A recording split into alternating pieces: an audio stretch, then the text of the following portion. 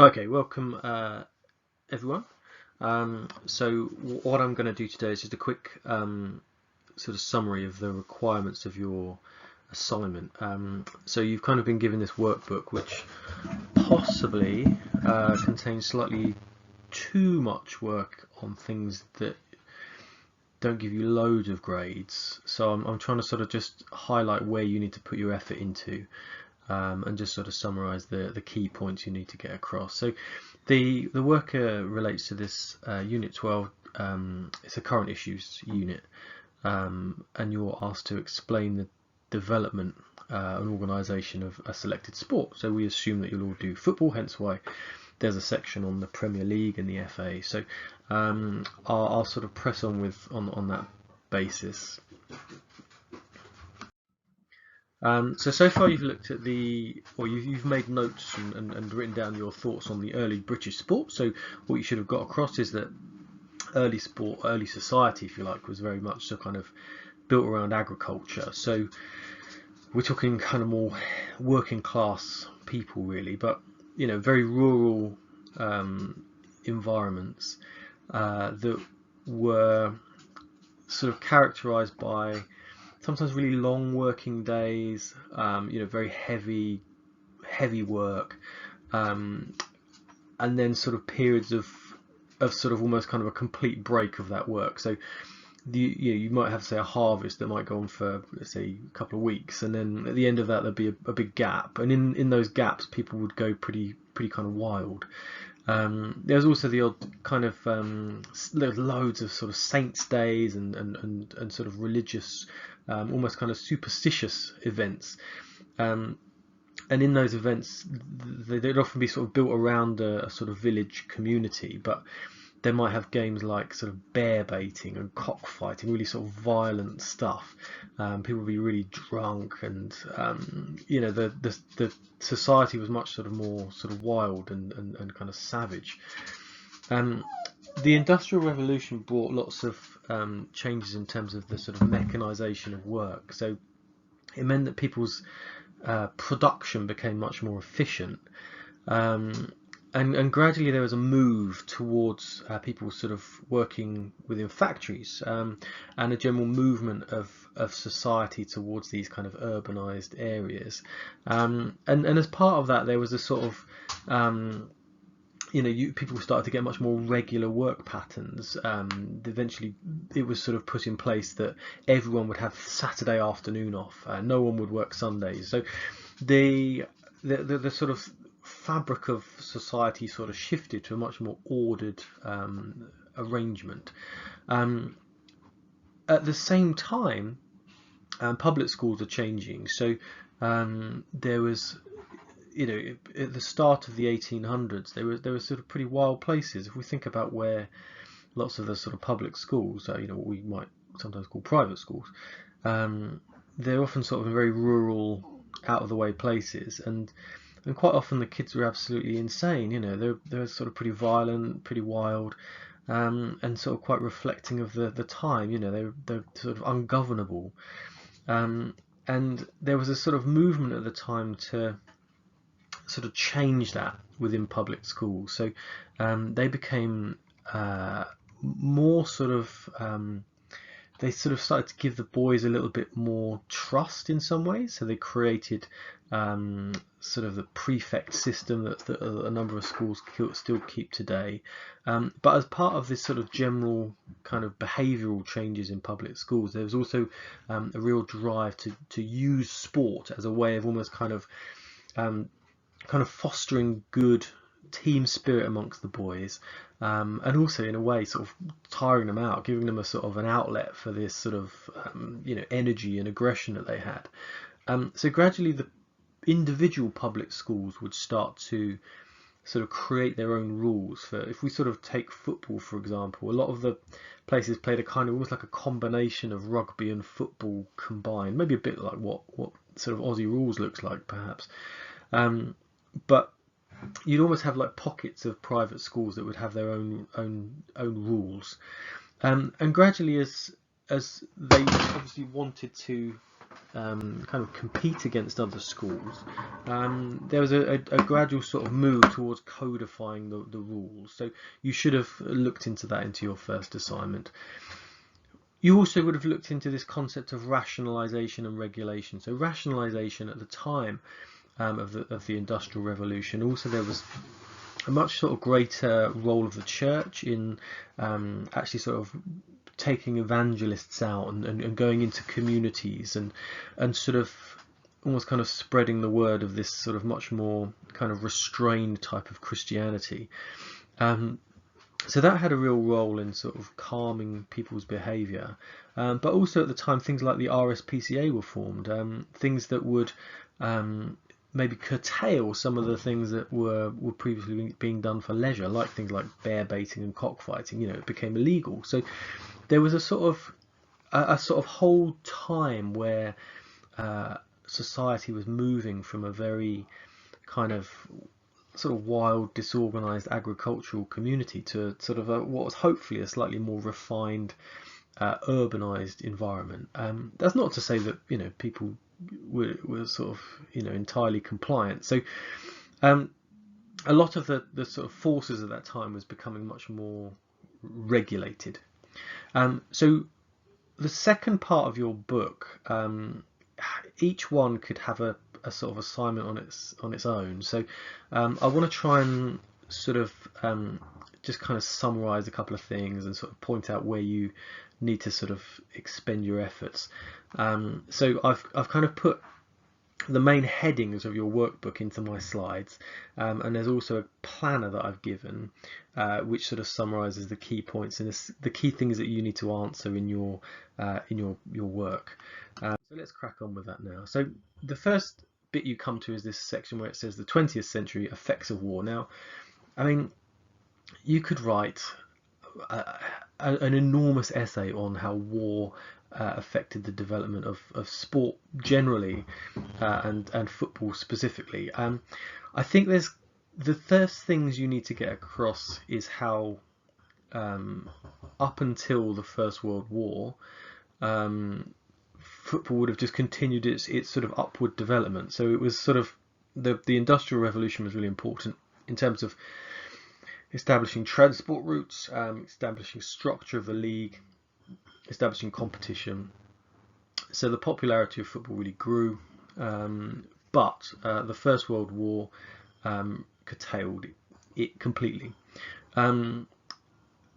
But what was interesting was that actually how quickly football was resumed afterwards.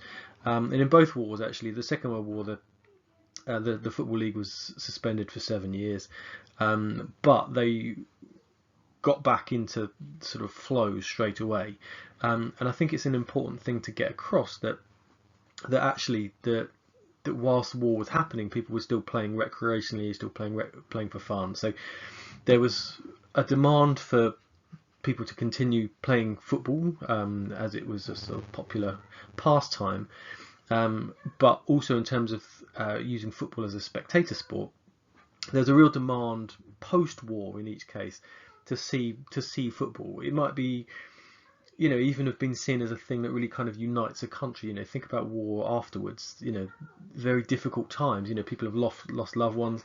Economically, the country will have been on its knees. So football sort of sees as a kind of a uniting sort of force in a way, and so the government will be keen, or was keen in both cases, to support its sort of continuation. So I think for you the important thing to get across firstly is how it continued. Also, it stopped during war, but continued very quickly afterwards. One thing that was interesting was actually in 1946, immediately after the end of the Second World War, the FA actually put a lot of money into coaching, put a lot of money into supporting clubs, and so it kind of sort of seized to a certain extent on the popularity of football. But also it was sort of quite supported by the government in a way to to kind of build morale, and sort of bring communities together to sort of play together again, and sort of compete against different parts of the country. So there was a sort of a real sort of growth post-war, actually, even at a time when you sort of feel the country probably had more important things to do. It was seen as quite an important thing to sort of maintain for the sort of the health of the nation.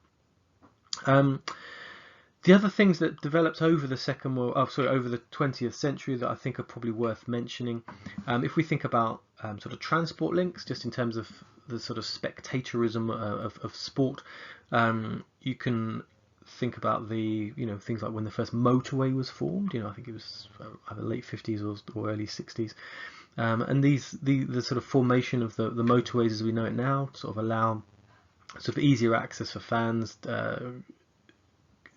sort of travelling to different parts of the country. So that idea of that sort of mass movement of fans on Saturdays it was sort of really sort of implanted. So the other thing to mention possibly is the development of that real sort of commercialization of sport. So up until the 60s there was a wage cap in football, which meant that essentially players weren't really paid sort of any differently to the average man in the street. And in the 60s, the wage cap was abolished. The Football Association sort of, well, not Football Association, the Players Association campaigned against it, which was abolished, and it meant that they could suddenly get paid for what they earned, what they deserved. So that was quite an important sort of change. You could write so much on the 20th century. I think that's probably about the most important things to get across for this. So it's essentially war happened, people played during war, but the leagues finished. When war was over, the league started again. And importantly, after the Second World War, the FA really supported the growth of football. They really sort of seized that opportunity to use football as a means of sort of bringing the country together.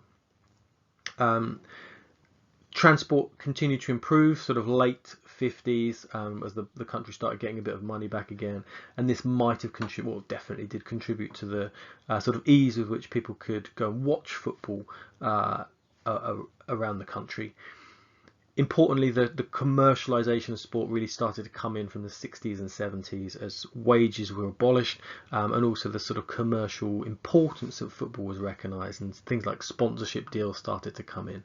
So I think that's enough to get across for the 20th century. There's another couple of sections where you can sort of bring in some ideas too.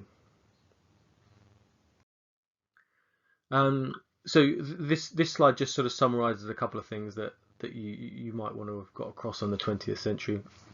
The first point actually I've got here is during the war, clubs helped get soldiers fighting ready. So actually one of the things that was sort of noted during the Second World War particularly was how football clubs almost kind of opened up to improve the fitness of people, getting them ready to actually go to war. So they sort of provided their coaches and facilities to actually help sort of get people sort of fighting fit.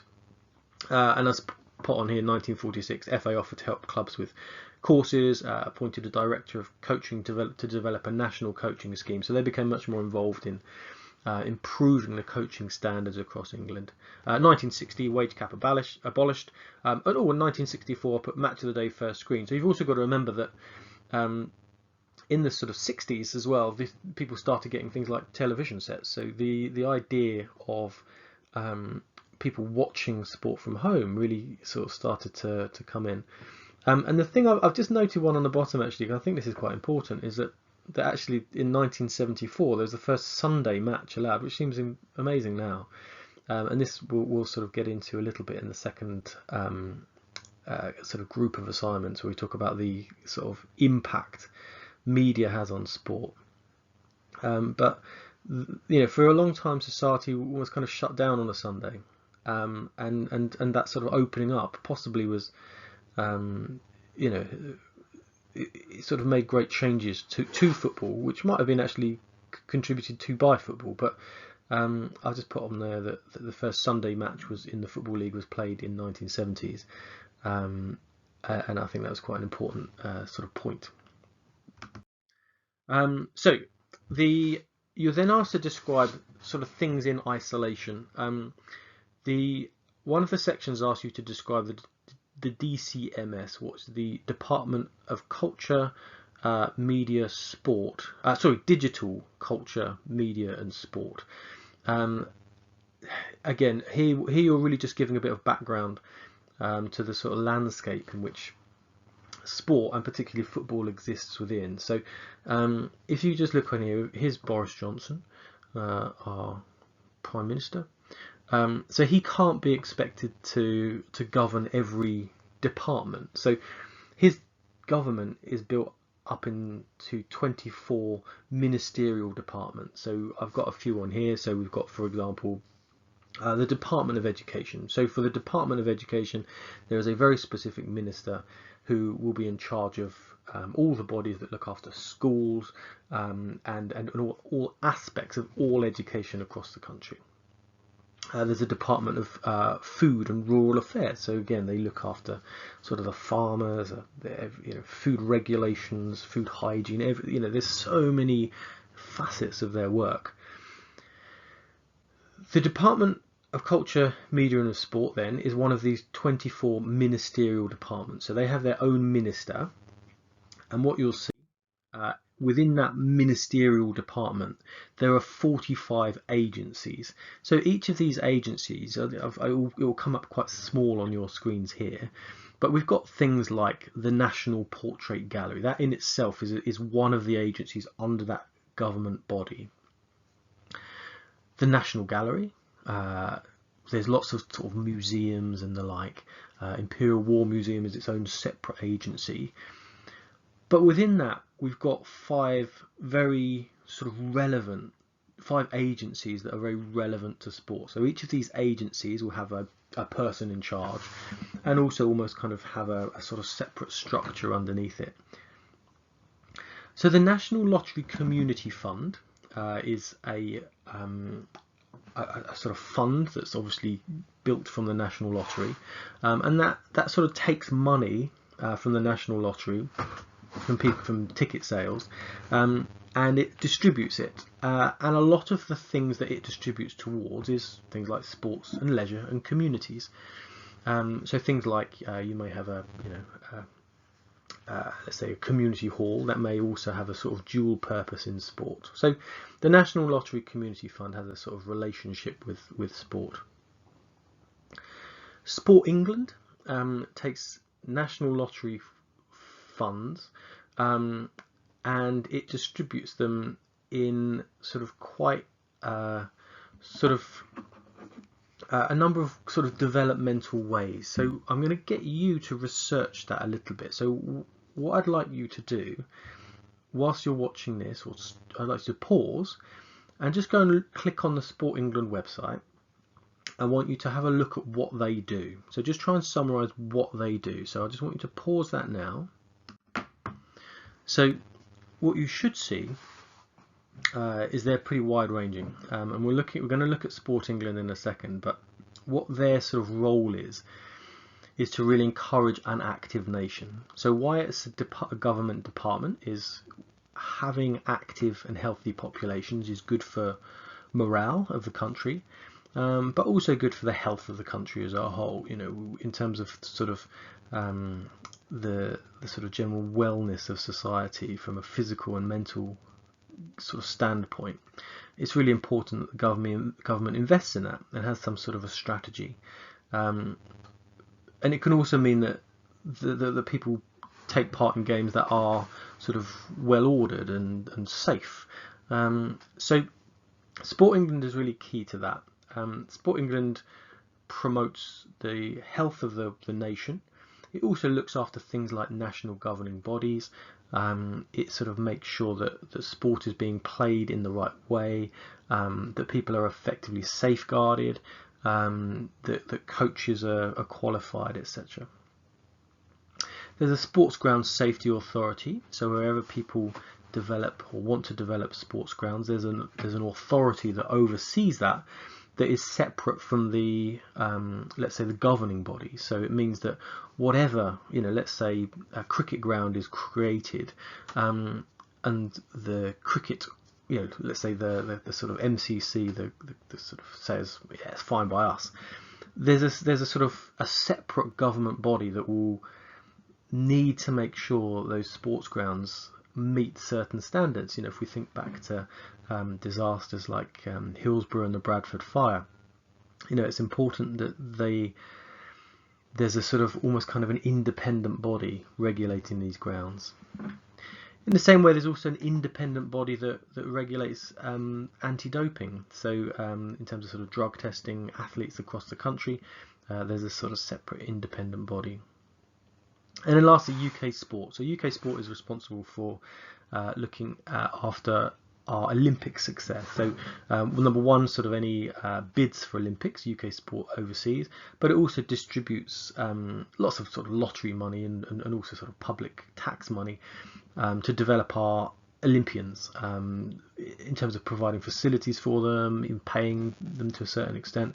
But they're the sort of the department that's responsible for our Olympic success.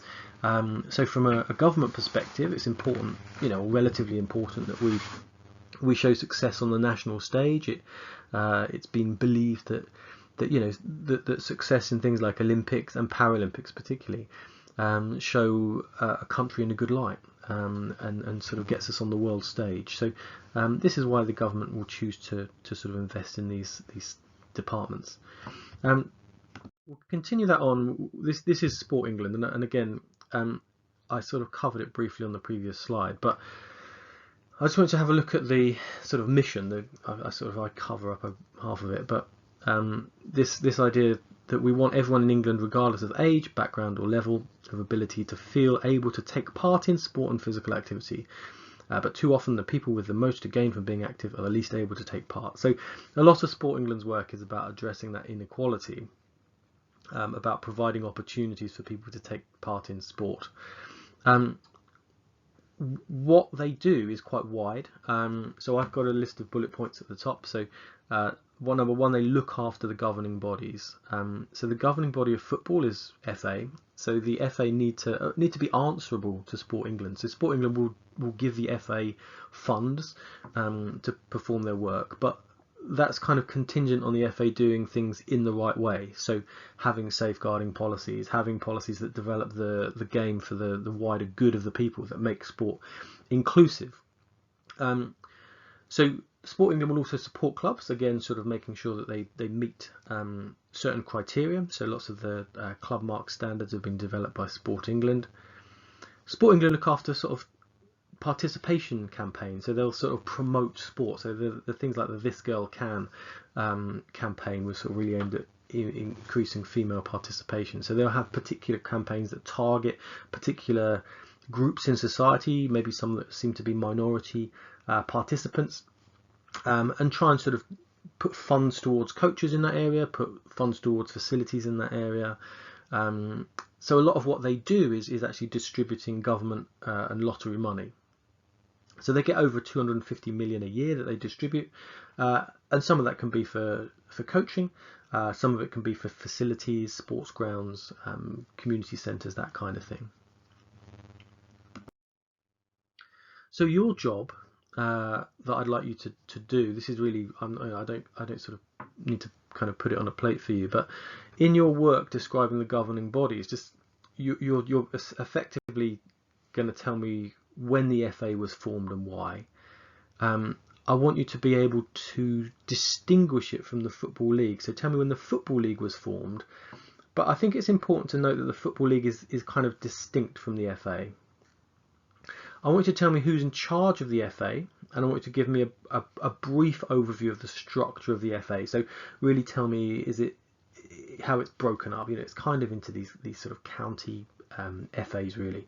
So I just want you to explain that the FA is sort of overseen as a whole body, and then it's broken up into this sort of county structure.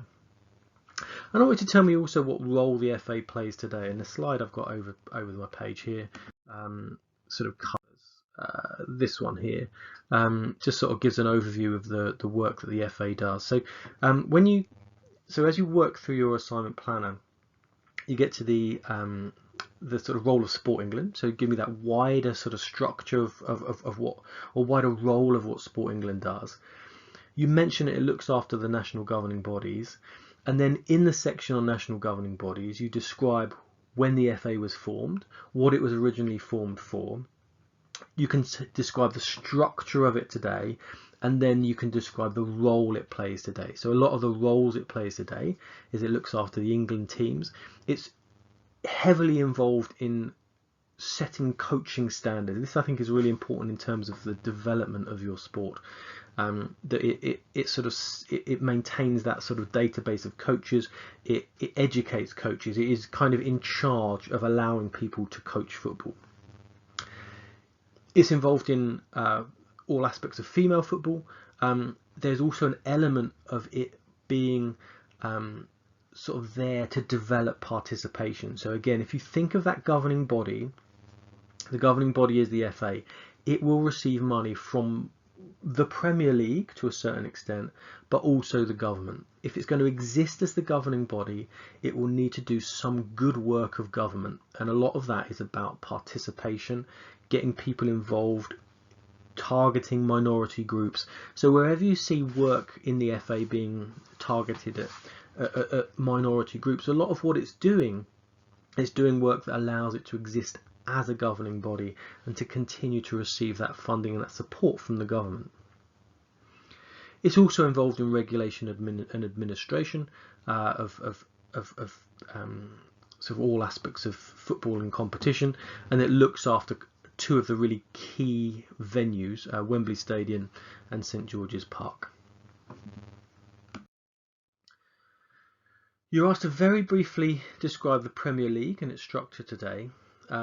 On my planner that I've given you, there's a nice little video which sort of shows the structure. Essentially, I think this sort of needs you to reiterate the fact that the FA and the Football League are distinct. So the Football League almost operates the league under kind of supervision of the FA.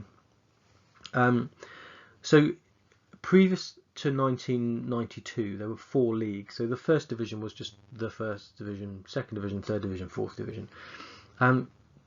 Now, it was felt amongst the top teams that perhaps they weren't getting full value for kind of their investment and their importance within the game. So you'd have certain clubs that were probably spending large amounts on transfer fees, and really a lot of their gate receipts was their main form of income.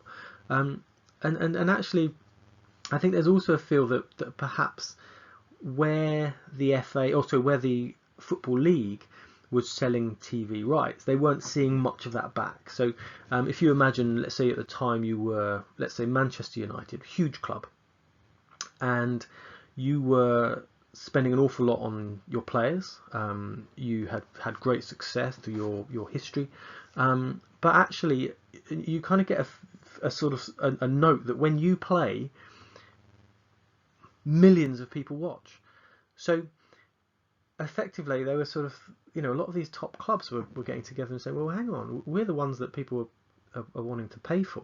And so what happened was that 20 of the top clubs, or the 20 clubs within the top league, kind of broke away from the Football League. So they created the Premier League, and the Premier League was originally that group of clubs joining together, and they negotiated their own TV rights deal. So it meant that they broke away from that initial kind of 4-league structure and were able to then negotiate with the TV companies.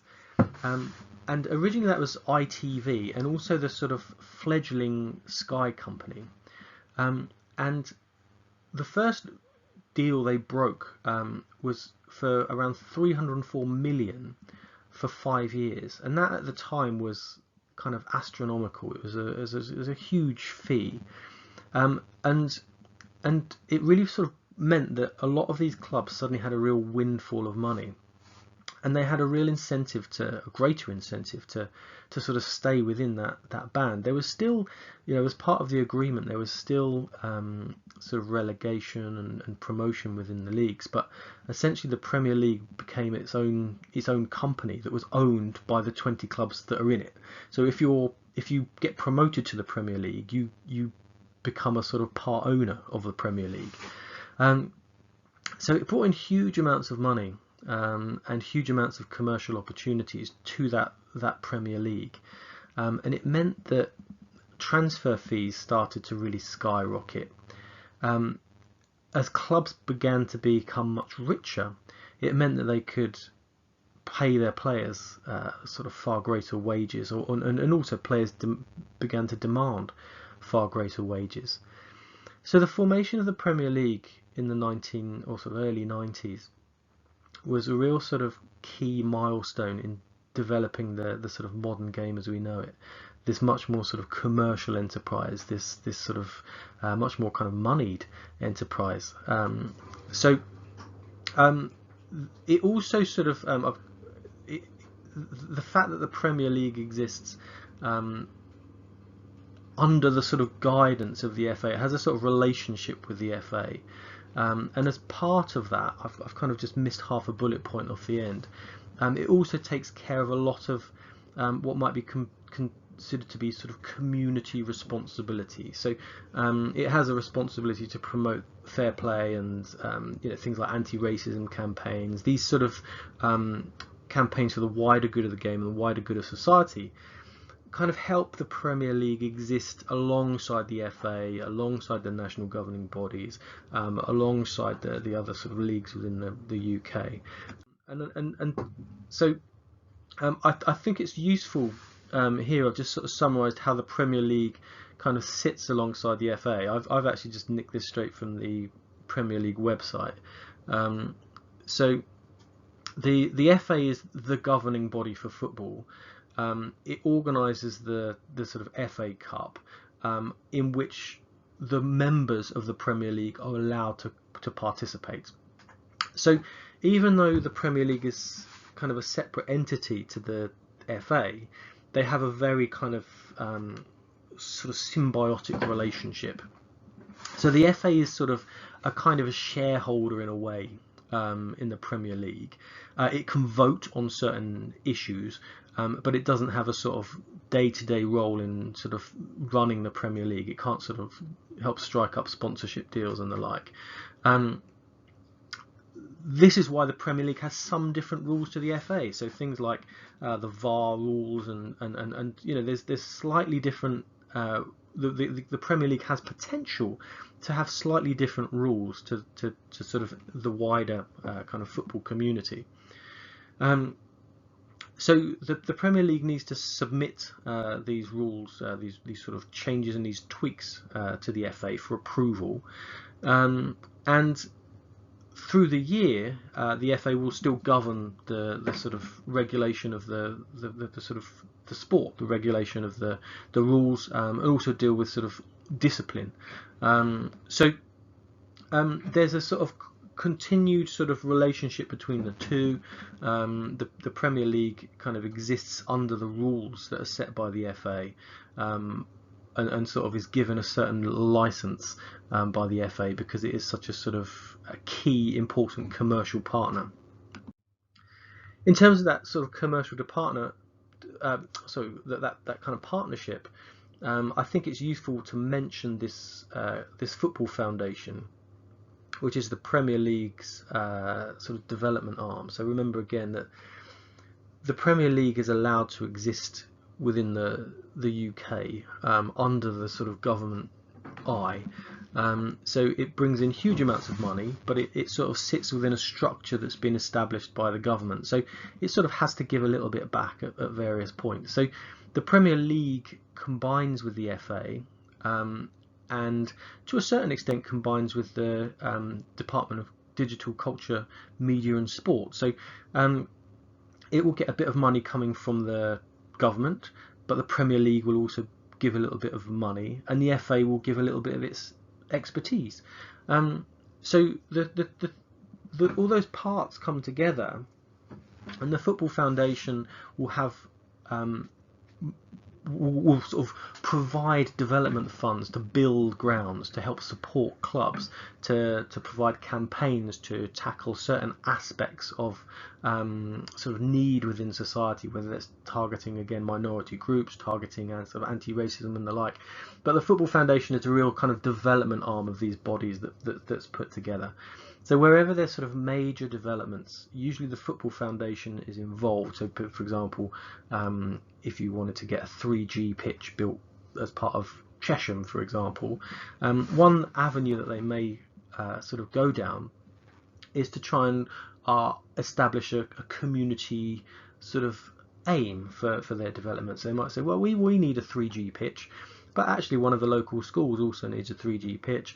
Actually, there's a certain number of groups that can come in and use our 3G pitch, particularly those that might help target minority groups, or minority groups that the government has a plan to target within its aim. So the Football Foundation does a lot of tying together of different groups, and helps development projects by providing money, providing expertise, combined with the Premier League, the FA and the DCMS.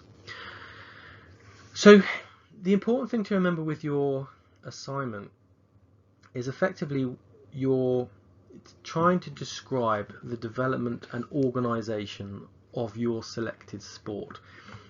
So the way that your workbook is structured, it has a huge amount of sections, and it can be a very long essay, but remember, you can only get a merit from it. So a lot of what we're looking for is key points that you explain.